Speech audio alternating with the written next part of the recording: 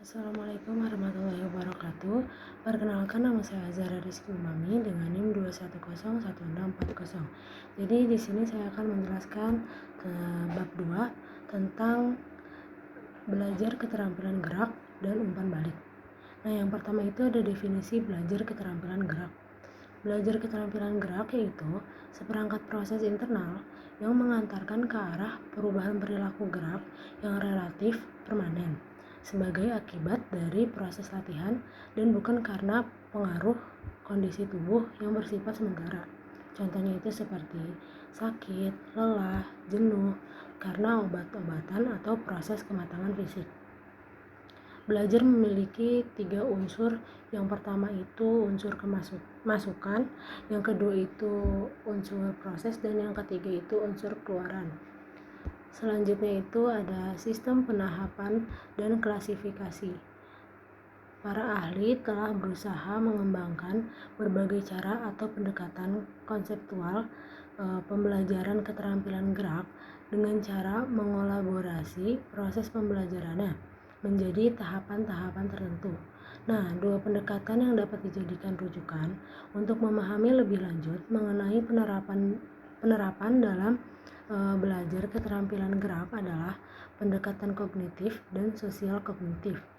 Nah, pendekatan kognitif memiliki 3 tahapan proses, yaitu tahapan kognisi, asosiasi, dan otomatisasi. Kemudian ada juga menurut pendekatan sosial kognisi, yaitu terdiri dari 4 tahapan proses. Yang pertama itu observasi, imitasi, kontrol diri, dan regulasi diri. Selanjutnya ada variabel-variabel determinan. Belajar keterampilan gerak dipengaruhi oleh 2 variabel pokok. Yang pertama itu variabel internal dan yang kedua variabel eksternal. Variabel internal ini berhubungan dengan atlet, yaitu terdiri dari subvariabel kemampuan gerak, pengalaman, kesiapan, dan motivasi.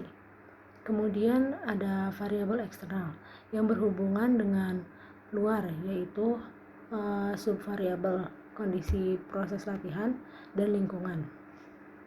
Kemudian ada fungsi umpan balik. Menurut Aproebo 2005, umpan balik memiliki 3 fungsi utama dalam belajar keterampilan gerak dan penampilan olahraga. Nah, yang pertama itu ada umpan balik sebagai motivasi, yang kedua itu umpan balik sebagai penguatan dan hukum, dan yang ketiga itu ada umpan balik sebagai informasi perbaikan kesalahan. Kemudian itu ada jenis umpan balik. Menurut Butler tahun 1996 menyebutkan 4 bentuk umpan balik. Yang pertama itu pengetahuan tentang hasil, yang kedua itu pengukuran objektif, dan yang ketiga itu pemantauan diri, dan yang terakhir itu tayangan video. Baik, mungkin sekian penjelasan dari saya, kurang lebihnya mohon maaf. Wassalamualaikum warahmatullahi wabarakatuh.